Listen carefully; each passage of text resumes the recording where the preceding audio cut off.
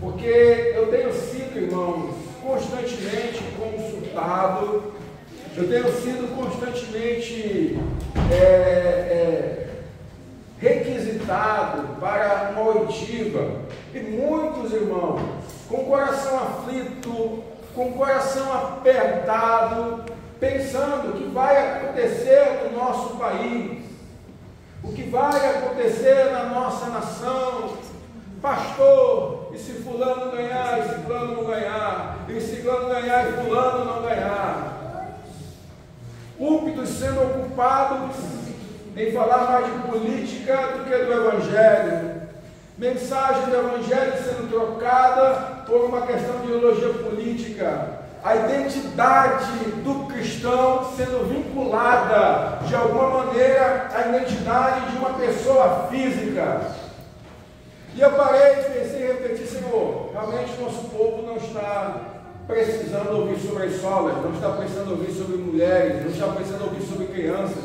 O que de fato nós precisamos enxergar é que se nós continuarmos da maneira que nós estamos caminhando, e aqui eu não estou dizendo que você pessoalmente não possa ter a sua decisão, a sua opinião, eu tenho. Ontem mesmo, como estávamos num ambiente informal, ali em comunhão com os irmãos, nós conversamos abertamente sobre o tema, sem problema algum.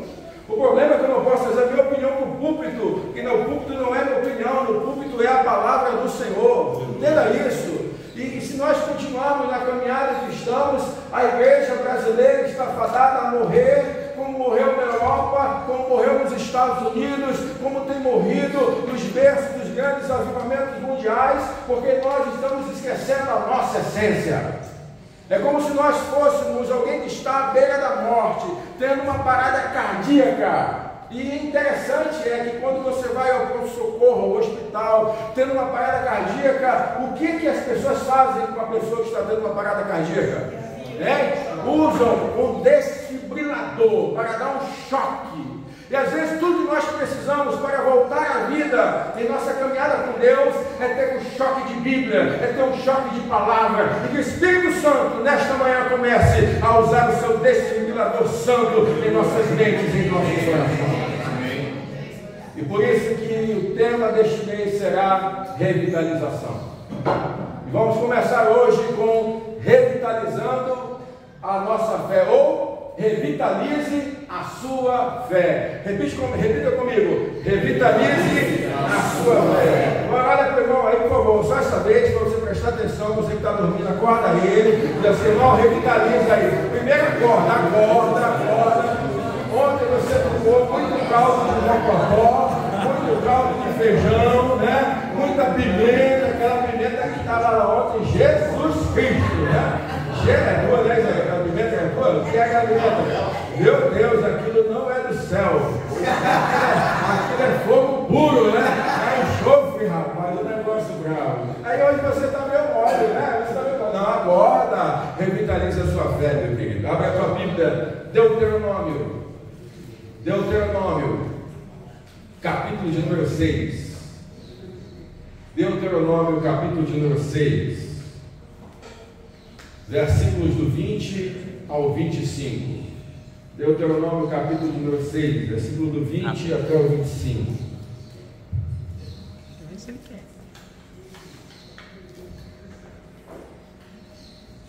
E óbvio que a passagem de Deuteronômio não foi à toa, foi porque nós acabamos de estudar o livro de Deuteronômio, né? Pode, está escuro? Pode abrir sim, pode. Só não pode essas porque dá reflexo contra a câmera. Deuteronômio 6, versículo 20 até o 25. Versículo 20. E não sei se vocês prestaram atenção, né? Mas o pastor já está no outubro rosa aqui na mensagem, né? Não sei se você reparou, né? Você presta atenção, tá? Porque quando você chega lá diferente, você quer que seu marido note você. Aí o pastor muda até os slides e ninguém presta atenção no que está acontecendo, né? Então presta atenção. O seu pastor, olha aí, mudou até a cor do slide, então mais nas meninas nesse mês, tá bom? Revitaliza a sua fé. Vamos lá. 20. Quando no futuro os seus filhos perguntarem o que significam os testemunhos, estatutos e juízos que o Senhor, nosso Deus, lhes ordenou, vocês dirão a eles: Nós éramos escravos de Faraó no Egito, mas o Senhor nos tirou de lá com mão poderosa. Versículo 22. Diante dos nossos olhos, o Senhor fez sinais e maravilhas, grandes e terríveis, contra o Egito e contra Faraó e toda a sua casa. Ele nos tirou do Egito para nos trazer e nos dar a terra que, sob juramento, para nos trazer e nos dar a terra que, sob juramento, prometeu aos nossos pais. Versículo 24. O Senhor nos ordenou que cumpríssemos todos esses estatutos e temêssemos o Senhor, nosso Deus, para o nosso perpétuo bem. Repita comigo: para o nosso perpétuo bem. Para nos preservar a vida, repita comigo: para nos preservar a vida, como tem feito até hoje. E será justiça para nós quando tivermos cuidado de cumprir todos estes mandamentos diante do Senhor, nosso Deus, como Ele ordenou. Louvado seja o Senhor. Que o Senhor possa falar ao nosso coração. Que o Espírito Santo agora possa entrar em nossas mentes, iluminar o nosso entendimento, para que nós venhamos compreender aquilo que nós precisamos aprender nesta manhã. Queridos, quando nós falamos em revitalizar, precisamos lembrar o que significa isso. Eu fui ao dicionário, né? E revitalização é ação, processo ou efeito de revitalizar, tornar a vitalizar, trazer novo vigor. Muitas vezes o que nós estamos precisando é de uma revitalização, de um novo vigor, para continuar a nossa caminhada com Deus. Porque ler engano é aquele que acha que vida com Deus é uma vida fácil, é uma vida sem prova, é uma vida sem dúvidas, é uma vida sem questionamento. Pelo contrário, a vida com Deus é feita de altos e baixos. A vida com Deus é feita não de performance, mas de continuidade. A vida com Deus não é 100 metros rasos, é uma verdadeira maratona. E nós precisamos buscar essa nossa revitalização em Deus. E o fato é que nós precisamos também compreender algo muito importante para a nossa vida, que a revitalização, ela está relacionada com as razões pelas quais cremos. Nós precisamos entender que não basta crer, mas é necessário crer pelas razões bíblicas. Talvez você fale: não, pastor, não é pelas razões corretas. Não, para nós é razão bíblica, porque a Bíblia é a verdade da palavra de Deus. Então, eu quero que você entenda, compreenda isso. O Benício tem sido para mim uma nova fase do meu ministério, e tenho aprendido muito, porque eu já paro e penso, quando o Benício começar a falar, quando o Benício começar a ter entendimento, e começar a me perguntar por que nós vamos à igreja, ou por que nós somos cristãos, ou por que nós acreditamos em Deus. A pergunta é muito simples. A pergunta pode vir dos lábios de uma criança, mas será que hoje você estaria apto, você estaria pronto para responder por que você é um cristão? Será que você estaria pronto para responder e dizer qual a razão da sua fé? Será que você estaria pronto para responder a quem quer que seja e diga assim: eu creio por causa disso, disso e disso? O Senhor hoje está nos desafiando a essa pergunta. O Senhor hoje está nos desafiando a esse questionamento, para que nós possamos refletir e trazer um novo ânimo à nossa vida, porque eu não vou ser revitalizado em minha fé enquanto eu não entender por que creio. Você não foi chamado para ter uma fé ignorante, você não foi chamado para ter uma fé burra, você foi chamado para ter uma fé racional e inteligente. Você deve saber por que você sai da tua casa todo domingo e vem aqui para 4 de julho. Você deve saber por que você dobra os seus joelhos e clama a alguém que você não enxerga. Você deve saber que no Evangelho de Jesus Cristo, ou é tudo ou é nada, ou eu creio ou eu não creio. Não existe meio termo. E nós precisamos responder qual a razão da nossa fé.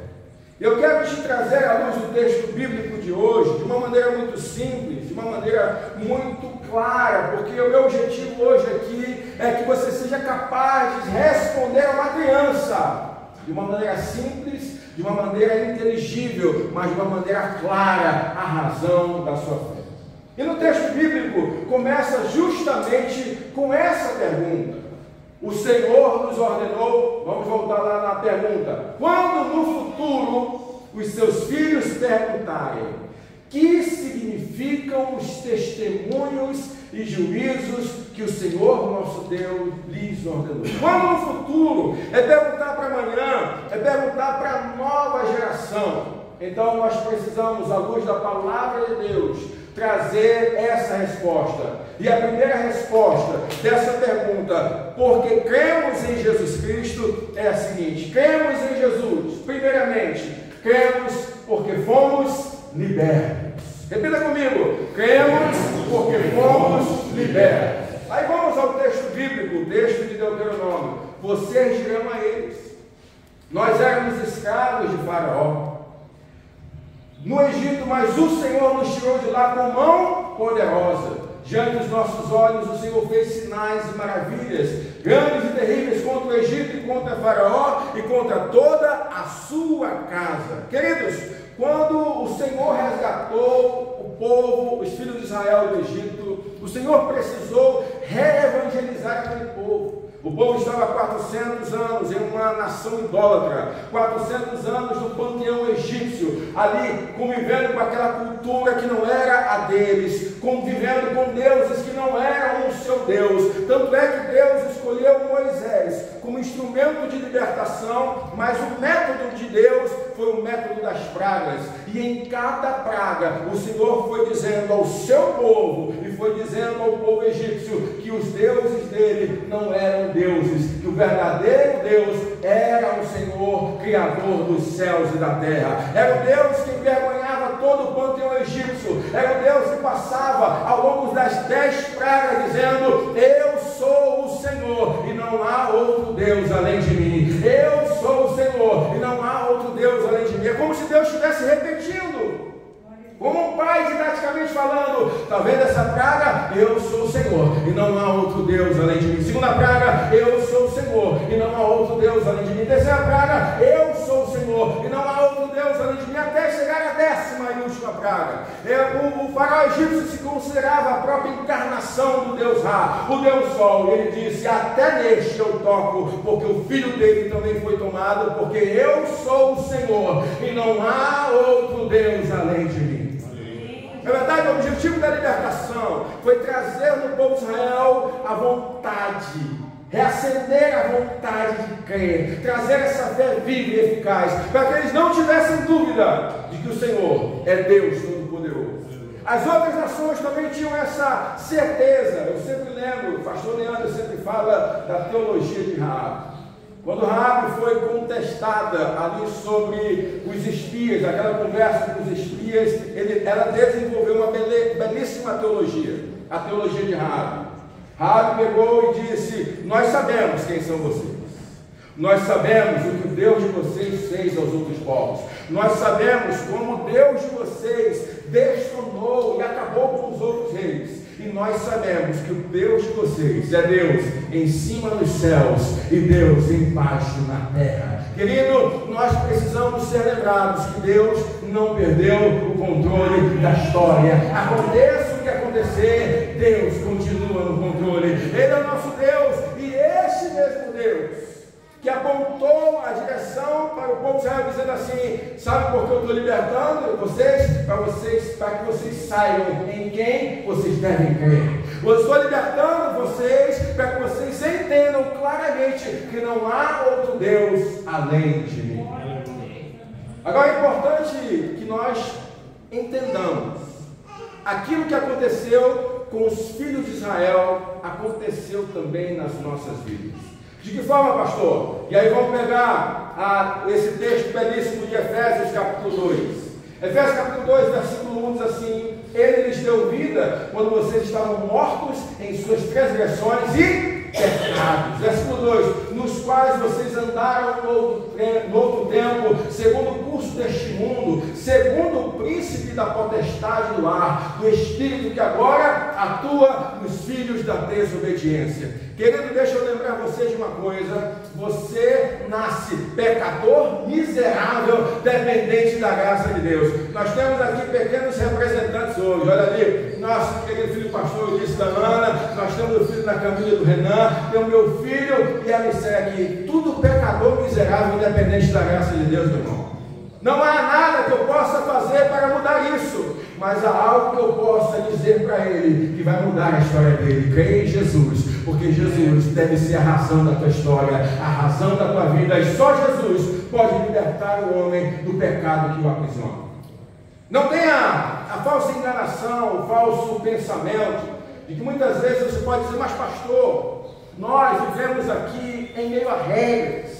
O crente pode, não pode. Querido, nós precisamos entender que vida com Deus vai além do que pode e o que não pode. É questão de princípio, é questão de ter uma nova maneira de olhar a vida. É a cosmovisão cristã que vai mudar tudo o que eu vejo. Então, na verdade, o mundo está aprisionado, você é livre em Cristo Jesus. O mundo deve seguir aquilo que o mundo dita. Você é livre em Cristo Jesus para dizer: eu sirvo a um Deus que comanda a história. Eu não me curvo aos vícios, eu não me curvo à desobediência, eu não me curvo aos meus próprios desejos. Nós somos tão livres que podemos dizer todos os dias para nós mesmos, dizendo: ei, não, você não me vencerá, porque os meus desejos não podem ser maiores que o meu Deus que governa a minha história.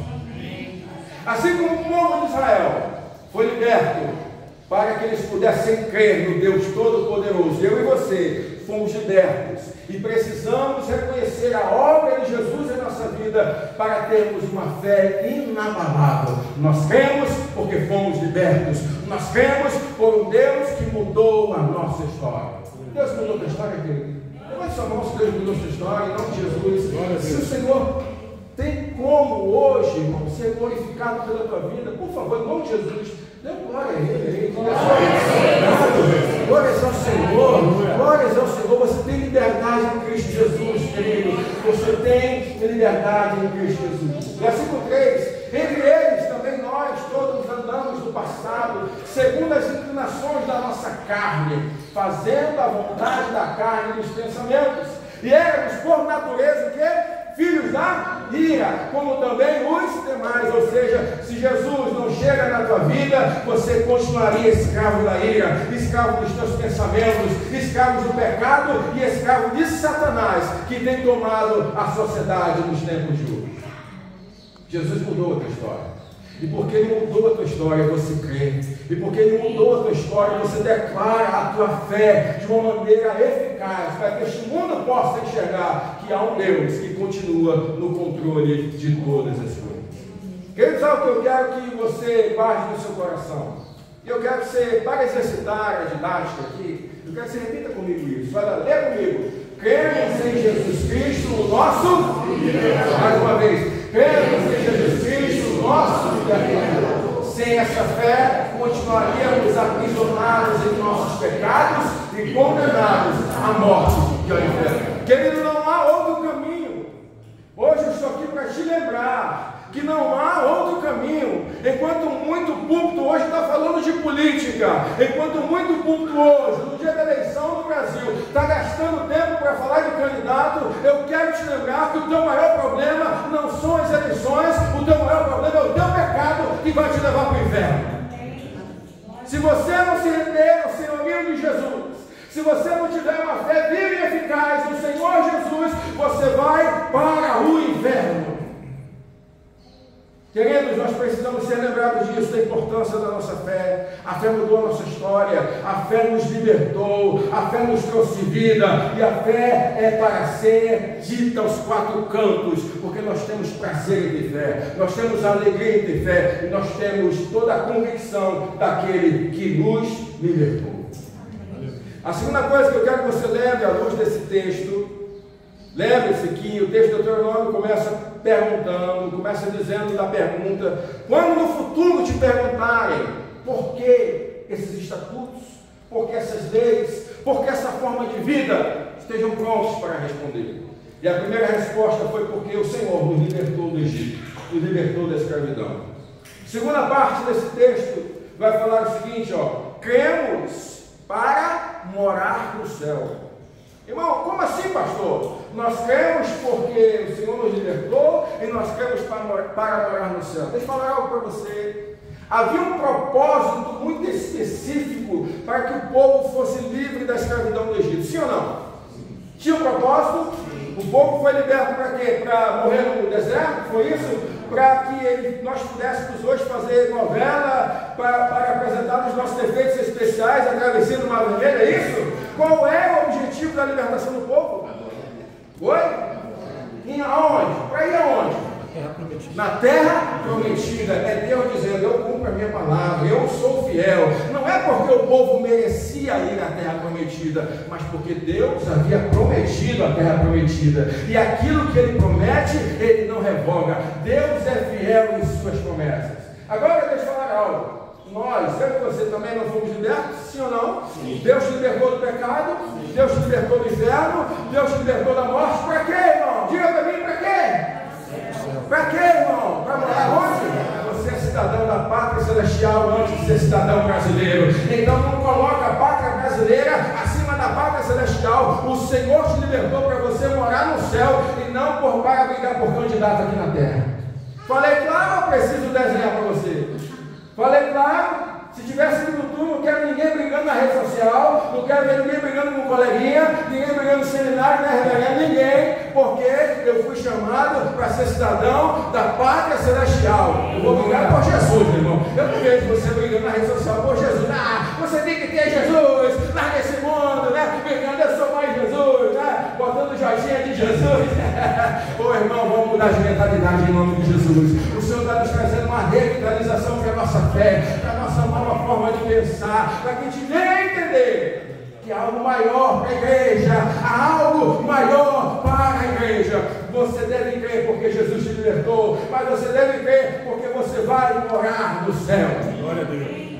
E aí eu vou pegar o texto, versículo 23. Ele nos tirou do Egito para nos trazer e nos dar a terra que sob juramento prometeu aos nossos pais. Tem um propósito, querido. E aí pega para nós, vamos pegar o texto de Paulo aos Efésios, versículo 6. E juntamente com ele nos ressuscitou. Quando Jesus morre, quando ele ressuscita, nós também fomos ressuscitados. Para quê? E com ele nos fez assentar nas regiões celestiais em Cristo Jesus. Você não vai morar no céu, você já é morador da pátria celestial. O teu passaporte já está carimbado pelo sangue de Jesus Cristo. Versículo 7. Deus fez isto para mostrar nos tempos vindouros a suprema riqueza da sua graça em bondade para conosco em Cristo Jesus.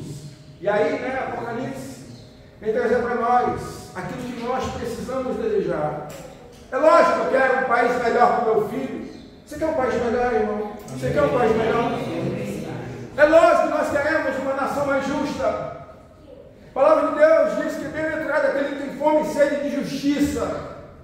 E aí fala o seguinte, eles serão o quê? Saciados. Mas você acredita mesmo que serão saciados aqui na terra? Não, querido, sabe o que eu quero te dizer? Aquele que serve ao Senhor vai ter realmente fome e sede de justiça. Aquele que serve ao Senhor vai olhar para a justiça social. Aquele que serve ao Senhor vai olhar para a justiça fiscal. Aquele que serve ao Senhor vai olhar para as pessoas que estão sendo injustiçadas com misericórdia. Só que neste mundo nós não veremos essa justiça plenamente, porque a plena justiça somente no Senhor. A justiça de Deus é inviolável. A justiça do Senhor é aquela que nós vamos receber quando nós estivermos com Ele e que nós contemplamos tudo o que vai acontecer, irmãos, porque o dia do Senhor está próximo. Eu não sei quando foi a última vez que você discutiu, refletiu, pensou sobre isso. Jesus está voltando. Jesus voltará a esta terra, não mais como um cordeiro mudo que não abriu a sua boca e foi levado como a ovelha ao matadouro. Não, o Senhor que virá será o justo juiz, aquele que estará sentado no cavalo branco, da sua coxa escrita Rei dos Reis e Senhor dos Senhores. Na sua mão terá uma espada com a qual julgará todas as nações. Nós precisamos lembrar disso. E Apocalipse vai falar para nós do novo céu e da nova terra. Aleluia. E vi novo céu e nova terra, pois o primeiro céu e a primeira terra passaram e o mar já não existe. Vi também a cidade santa, a nova Jerusalém, que descia do céu da parte de Deus, preparada como uma noiva enfeitada para o seu noivo. Então ouvi uma voz forte que vinha do trono e dizia: eis o tabernáculo de Deus com os seres humanos. Deus habitará com eles, eles serão povos de Deus, e Deus mesmo estará com eles, e será o Deus deles. Eu não sei se, quando você lê isso aqui, você não mexe no coração, irmão. Você lê isso aqui, e aí você vai para o versículo 4, e Deus nos traz o conforto, o consolo e a esperança, para bradar pela nossa fé mais um dia aqui na terra, e lhes enxugará dos olhos toda... Lê comigo: e lhes enxugará dos olhos toda a lágrima, e já não existirá mais morte, já não haverá luto, nem pranto, nem dor, porque as primeiras coisas passaram. Glória do Senhor. Maranata, ora vem, Senhor Jesus. Maranata, ora vem, Senhor Jesus. Você é cidadão celestial. Você deve crer porque você foi liberto. E você foi liberto para morar no céu. Você foi liberto para ser morador da pátria celestial. Não se contamine. Não perca a sua esperança. Não há nada neste mundo que se compare ao céu. Nada, nada, nada, nada. Irmão, o céu deve mexer com o nosso coração. O céu deve mexer com os nossos pensamentos. Enquanto muita gente está perturbada por eleições, o que deveria perturbar o nosso pensamento é que todos os dias pessoas estão morrendo sem Jesus, estão indo para o inferno, e você tem a palavra de esperança, você tem a palavra de salvação, e a salvação é Jesus Cristo. Aleluia, aleluia, aleluia, aleluia. Queridos, precisamos ter uma revitalização na nossa vida com Deus. A nossa fé precisa ser revitalizada. Eu preciso saber a razão da minha fé. Cremos em Jesus, o nosso Senhor. A primeira declaração, o que ele era? O que ele era, Jesus? O nosso libertador. Não me envergonha. Você está prestando atenção. Não me envergonha. O pastor está ali, está ali prestando atenção. Jesus Cristo, nosso libertador. E agora Jesus Cristo é o nosso Senhor. Por causa dele eu vou para o céu. Não é por causa de mim, é apesar de mim, por causa de Jesus. Sem essa fé em Jesus, jamais chegaremos à nossa terra prometida, a pátria celestial. Temos uma Canaã também, queridos, sabe? A gente gosta muito de julgar o povo hebreu, né? Quando está a caminho da terra prometida, que reclama, resmunga, desvia do caminho, perde a sua fé. E Jesus também diz para mim e para você: você também tem uma terra prometida, você é morador da pátria celestial. Primeiro motivo, primeira razão da nossa fé: cremos porque fomos libertos. Segundo, cremos o quê? Foi? Para morar no céu. E a terceira, cremos porque é uma ordem. Como assim, pastor? Irmão, deixa eu falar uma coisa para você. Quando a gente entrega a nossa vida para Jesus, não entrega apenas como o nosso Salvador. Quero te lembrar isso. Deus é o Senhor da nossa história. Você pega o controle, o comando da tua vida e entrega na mão dele. Às vezes você está querendo ir para cá, Deus diz: não, você não vai, porque quem manda sou eu. Você vai para lá, e assim será feita a minha vontade. Nós lemos aqui Jó capítulo 42: bem sei que tudo tu podes, e nenhum dos teus planos pode ser frustrado. O plano da Ednei pode ser frustrado, o plano da Josi pode ser frustrado, o Leandro pode ser? Pode, irmão, mas o meu Deus, esse jamais será frustrado. Então confie no Senhor, confie no Senhor. Se Ele mandou, faça. Se Ele disse para fazer, faça. Isso é uma coisa que Ele deixou claro para mim e para você, é que nós devemos crer em Jesus Cristo. E aí, meu irmão, olha só, Deuteronômio 6, versículo 24 e 25.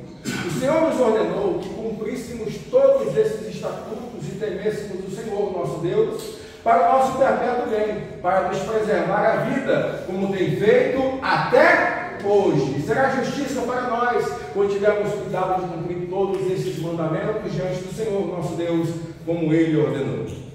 Vamos lembrar, nós vimos da nossa escola da palavra aqui, o que acontecia quando o povo desobedecia o Senhor no deserto.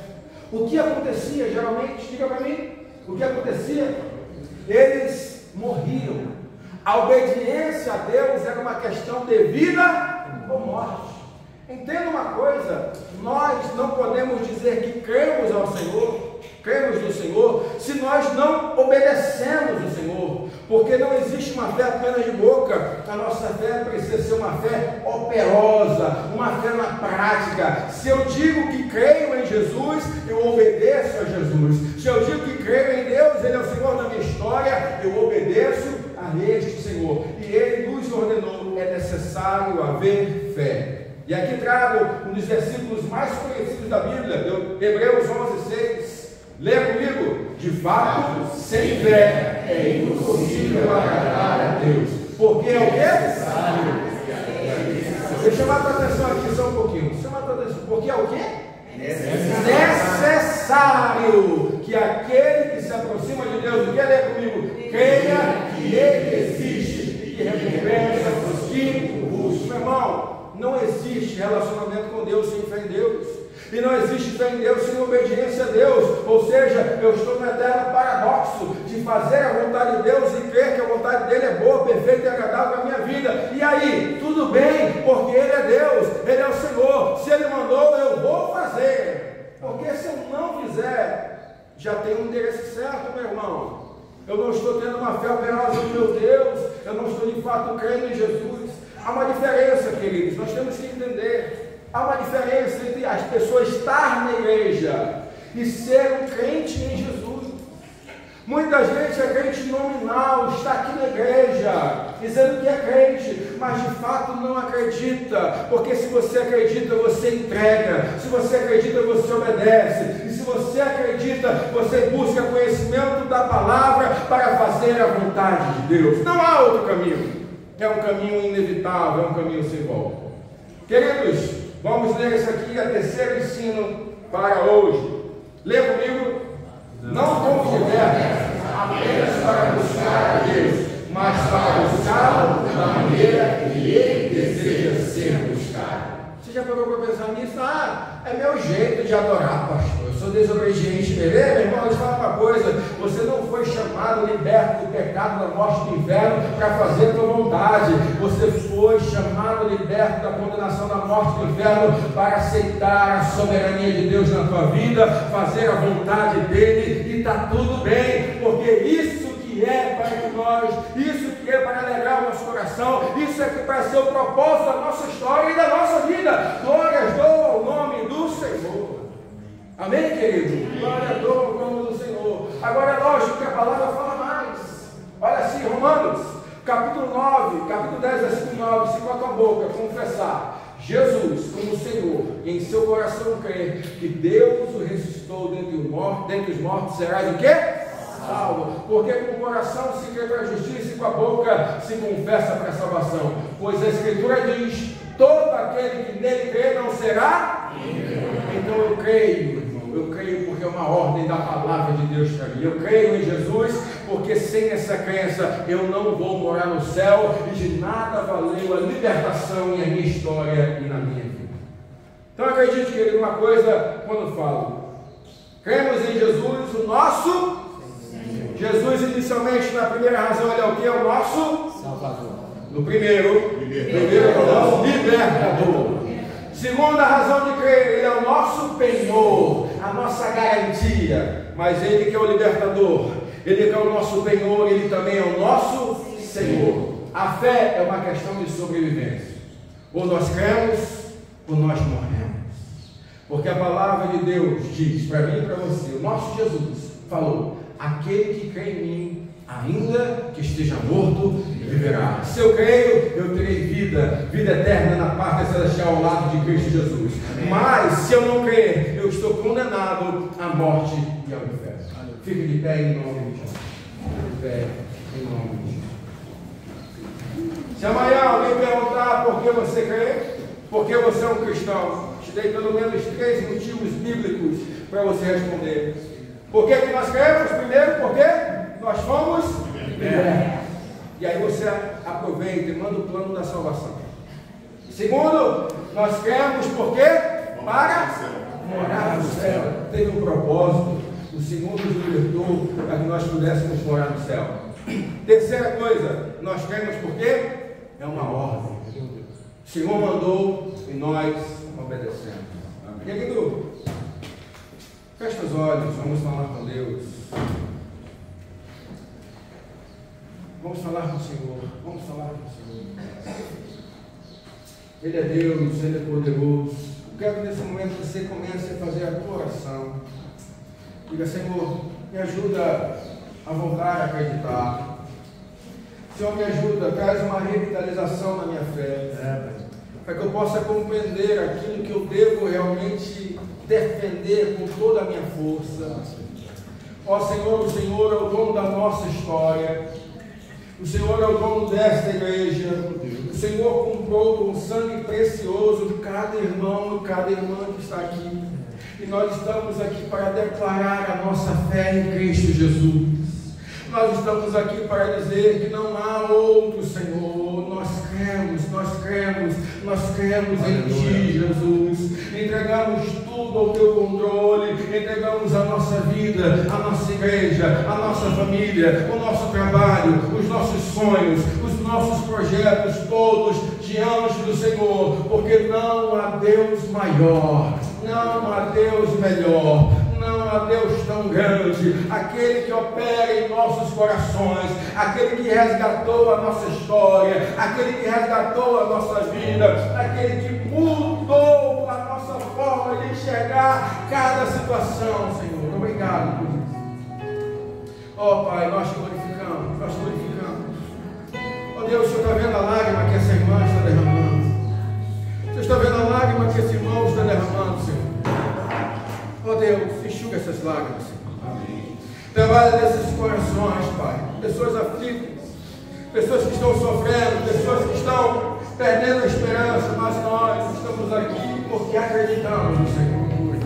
Nós estamos aqui porque nós sabemos que não há outro Deus. O Senhor é Deus, é